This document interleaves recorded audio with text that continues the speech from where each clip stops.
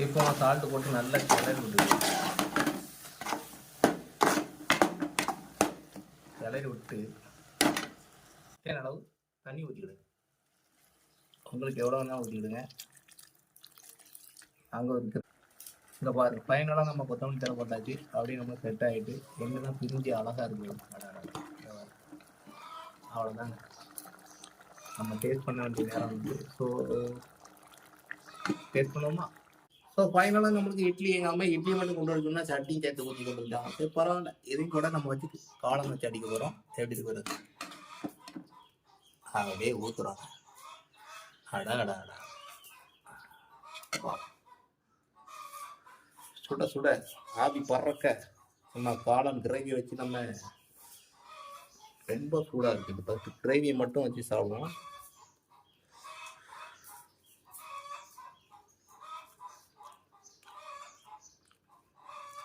அப்படியே நம்ம போன வாட்டி செஞ்சோமே மாட்டுக்கறி சுக்கா அந்த சீரில் இருக்குது, வேறு லெவலில் இருக்குது. ஸோ காளான் கொஞ்சம் ஆறட்டும். காளான் மசாலா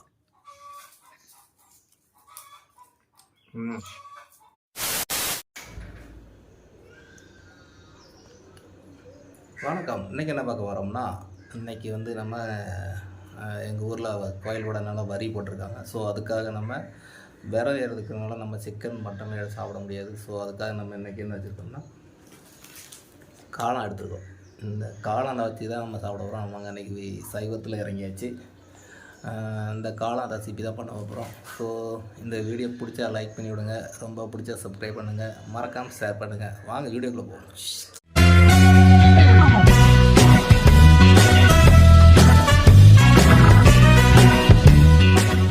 அப்படியே இந்த சைடு வந்தீங்கன்னா அதுக்கு தேவையான பொருள் காளான் ஃப்ரைக்கு. ஸோ காளான் தொக்கு வைக்கிற ஃபஸ்ட்டு காளான் எடுத்துக்கிடுங்க, கடலெண்ணெய் எடுத்துக்கிடுங்க, கொத்தமல்லி கருவேப்பிலை எடுத்துக்கிடுங்க, அப்புறம் சிக்கன் மசாலா, அப்புறம் மிளகாய்த்தூள், அப்புறம் கரம் மசாலா, பச்சை மிளகா, வெங்காயம், தக்காளி, உப்பு, அப்புறம் வீட்டில் வச்சுருக்க குழம்பு மிளகாத்தூள். ஸோ இதை தான் நம்ம இப்போ காய்கறியை வெட்டிட்டு உடனே சமையல் ஆரம்பிச்சிடலாம். வாங்க.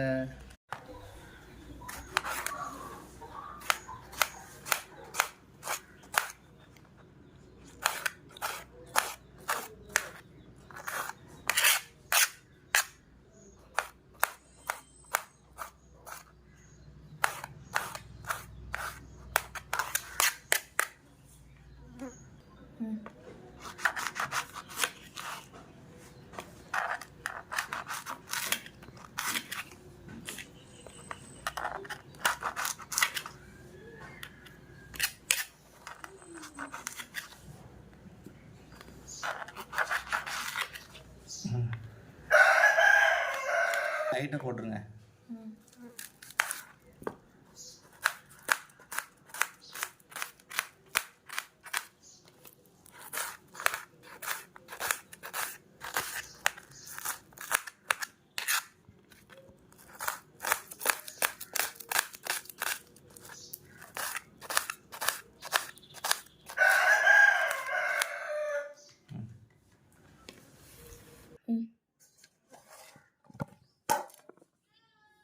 இந்த காளானை நம்ம 4ஆக வெட்டிக்கிறோம். அப்படின்னா தான் ஆளுக்கு ஒரு பீஸ் அழகாக கிடைக்கும். இந்த மாதிரி வெட்டியிருக்கோம்.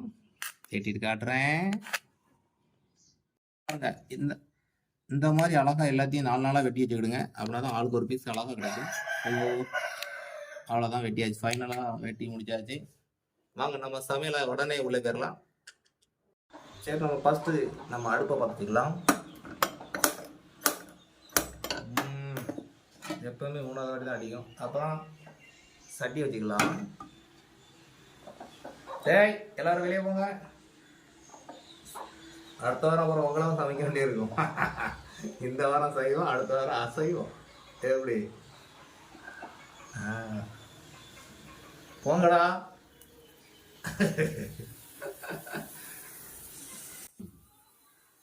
சைவம்னாலே கொஞ்சம் கடுப்பாக தான் ஆகும். ஸோ பரவாயில்ல, அடுத்த வாரம் கரெக்ட் பண்ணிடலாம்.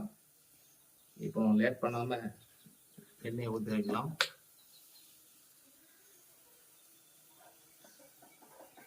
சட்டியை கழுவுனாலும் தண்ணியோட கழுவிட்டாரு. தண்ணி ஊற்றுறதுக்கே 5 நிமிஷம் போலையே. சரி பரவாயில்ல. சரி, சுத்தமான கடல் எண்ணெயை எடுத்துக்கிடுங்க. ஒரு 50 கிராம் ஊற்றிக்கிடுங்க.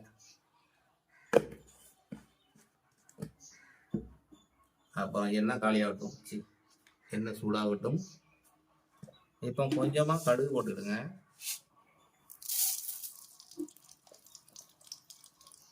கடுகு கொதிக்கிறா. இப்போ அந்த எண்ணெய் இப்போ நல்லா சூடாகிட்டு வெங்காயத்தை போட்டுடுங்க. அப்பா சரியான சூடாகிடும். நல்லா தான் இருக்கும்.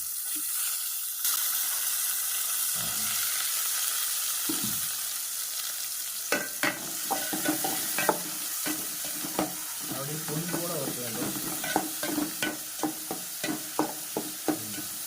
ஓகே, இந்த வெங்காயம் வதக்கிறதுக்காக கொஞ்சமாக சால்ட்டு கொடுக்குங்க. அப்படின்னா சீக்கிரத்தில் வரணும். ஏன்னா டக்குன்னு சாப்பிடணும் பார்த்தீங்களா.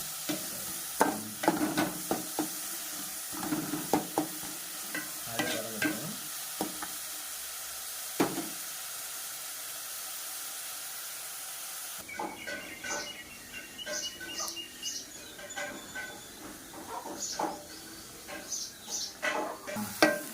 இப்போ பாருங்க நல்லா கண்ணாடி பழத்தில் இருக்குது. ஸோ இந்த டைமில் எல்லாம் கருவேப்பிலை வாங்கிட்டு வரும். கருவேப்பிலை வாங்கிட்டு வச்சுருந்தேன். இந்த வாரம் இன்னைக்கு சண்டேனா அவங்கக்கிட்ட கூட இருக்காது போல். ஸோ இருக்கிற வரைக்கும் நம்ம அச்சீவ் பண்ணிக்கலாம்.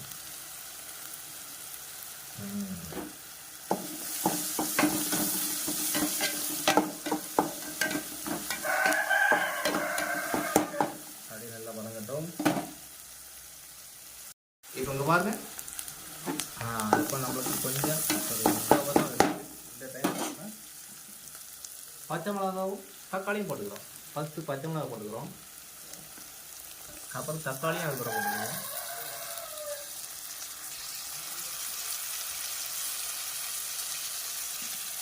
அடுத்த வாட்டி வேறு தட்டில் போடணும். அப்படின்னா தான் சரியா. அப்புறம் நல்லா வதக்கலாம்.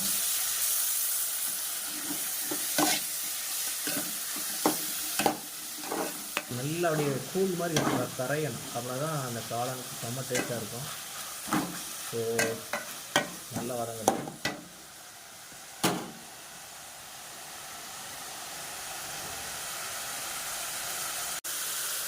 இப்படி தான்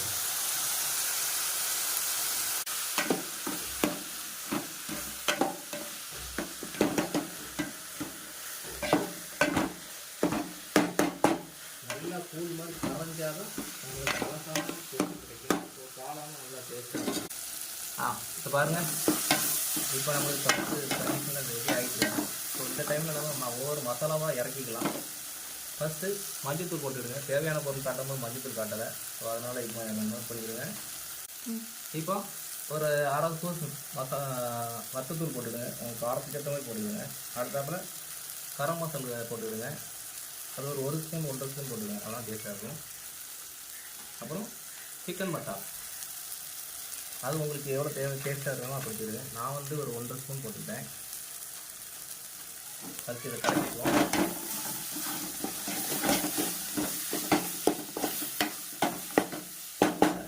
இது கொஞ்சம் லைட்டாக தண்ணி சேர்த்துக்கலாம். ஏன்னா கீழே அரிஞ்சு போடுவாங்க.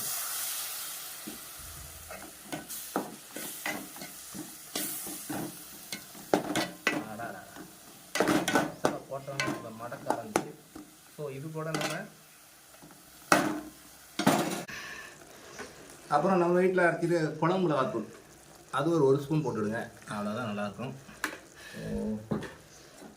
ஸோ பாருங்களேன்,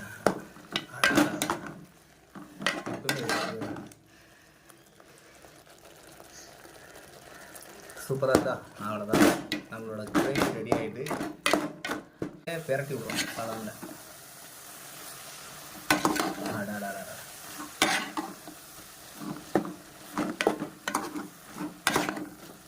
அப்படியே நம்ம பெரட்டி விட்டு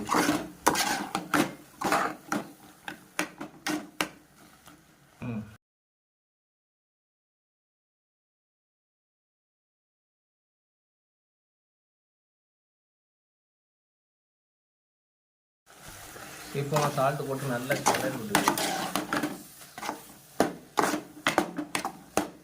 கிளறி விட்டு தேவையான அளவு தண்ணி ஊற்றிக்கிடுங்க. உங்களுக்கு எவ்வளோ வேணாலும் ஊற்றிக்கிடுங்க. அங்கே ஒரு கிரேவி மட்டும் வைக்க போகிறோம். ஸோ அதனால் நாங்கள் இது பண்ணி ஊற்றிக்கிட்டோம். அப்படியே நம்ம கொஞ்ச நேரத்தில் அழகாக ரெடி வரும். ஸோ ஒரு 5 நிமிஷம் நம்ம வெயிட் பண்ணலாம். இந்த மாதிரி நீங்களும் செஞ்சு நைட்டு இல்லாமல் சைவத்தில் இருக்கிறவங்கலாம் சாப்பிடுங்க. நாங்கள் இந்த வாரம் சைவம் தான் சாப்பிட போகிறோம். அடுத்த வாரம் அசைவம் சாப்பிட போகிறோம். நாங்கள் வெயிட் பண்ணுவோம் ஒரு 5 மினிட்ஸ். இங்கே பாருங்க, ஃபைனலாக நம்ம கொத்தமல்லி தலை போட்டாச்சு. அப்படியே நம்ம செட் ஆகிட்டு எங்கெல்லாம் பிரிஞ்சு அழகாக இருக்குது. அவ்வளோதாங்க, நம்ம டேஸ்ட் பண்ண வேண்டிய நேரம் வந்து. ஸோ டேஸ்ட் பண்ணுவோமா? வாங்க, இட்லிக்கு நம்ம இது சாப்பிட வைக்கிறோம். வாங்க டேஸ்ட். ஸோ ஃபைனலாக நம்மளுக்கு இட்லி எங்கள் அம்மா இட்லி மட்டும் கொண்டு வரணும்னா சட்னி சேர்த்து ஊற்றி கொண்டு வந்துட்டாங்க. சரி பரவாயில்ல, இதையும் கூட நம்ம வச்சு காலம் வச்சு அடிக்க போகிறோம். எப்படி இருக்கிறது அப்படியே ஊற்றுறோம். அடா அடா அடா, சுட சுட ஆவி பறக்க நம்ம காளான் கிரேவி வச்சு நம்ம ரொம்ப சூடாக இருக்குது. பத்து கிரேவியை மட்டும் வச்சு சாப்பிடுவோம்.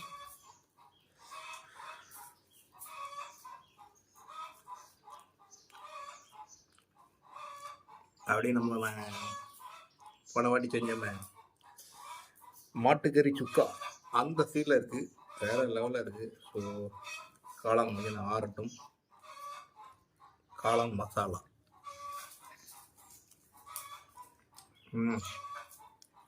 காளான் பாருங்க, அப்படி பஞ்சு பஞ்சாக ஆகிட்டுங்க. கிரேவி பாருங்களேன், நம்ம மாட்டுக்கறி சுக்கா செஞ்ச மத்தியில் அந்த கிரேவி மாதிரி தான் இருக்குது. நீங்கள் அந்த வீடியோ பார்க்கலாமா? கீழே லிங்க் இருக்கும், அதை போய் பாருங்கள். ஸோ இந்த காளான்லாம் நல்லா பிறக்கி ரொம்ப சுடுதுங்க. அதனால் இட்லி கூட நல்லா குழச்சி காளான் அப்பா பாப்பாப்பா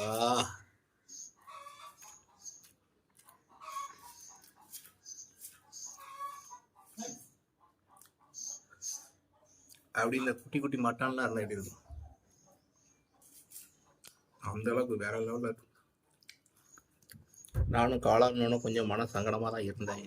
ஆனால் அங்கங்கே பழுப்பெல்லாம் போய் கடிக்கும் போது அப்படியே மட்டனோட ஃபீல் வேற லெவலில் இருக்கு.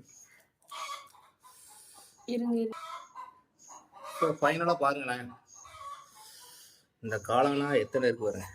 இதெல்லாம் நல்லா எடுத்து வச்சு அப்பா நல்லா புரட்டி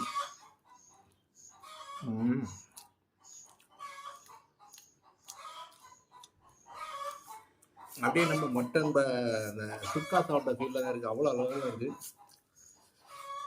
நீங்களும் இதே மாதிரி வச்சு ட்ரை பண்ணி பாருங்கள், ரொம்ப டேஸ்ட்டாக தான் இருக்குது.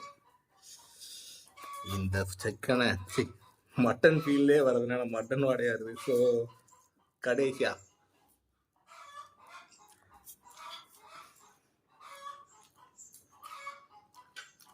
இட்லிக்கும் காளான் தொக்குக்கும் வேற லெவலில் இருக்குது. ஸோ நீங்களும் ட்ரை பண்ணி பாருங்கள். அப்படி பிடிச்சிருந்தா மறக்காமல் கமெண்ட்டில் சொல்லுங்கள். இந்த வீடியோ பிடிச்சா லைக் பண்ணி விடுங்க, ரொம்ப பிடிச்சா சப்ஸ்கிரைப் பண்ணுங்கள், மறக்காம ஷேர் பண்ணுங்கள். இன்னொரு சமையலை சந்திப்போம். பாய்.